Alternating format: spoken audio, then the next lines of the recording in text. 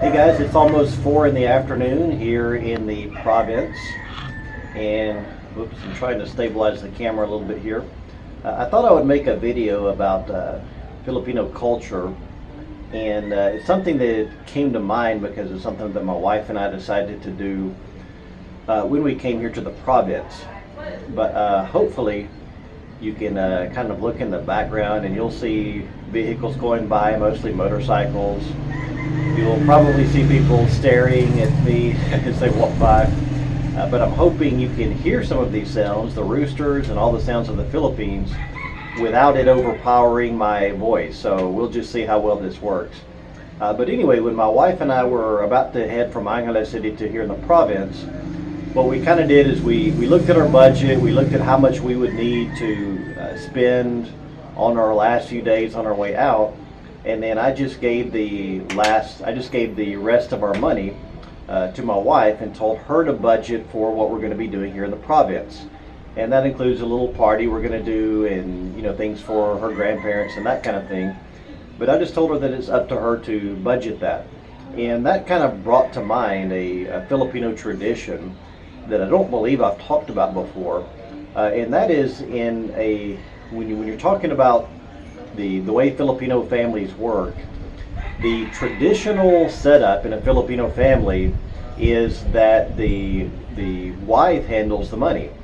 So the guy will go out, get his paycheck. He basically gives it all to the wife, and then she basically kind of gives him an allowance for for whatever he's going to do. And Mary Chris and I were talking about that, and we kind of agreed that the reason that that's done that way is that there's the idea that the wife is responsible for taking care of the children and paying the household bills, so she would be the one to handle that.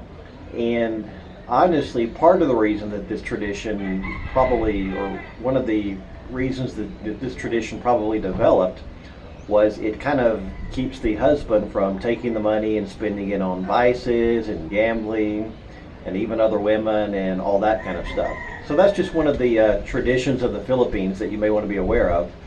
You may be wondering, if you marry a Filipino, will you be expected to do that? And the answer is no, not really.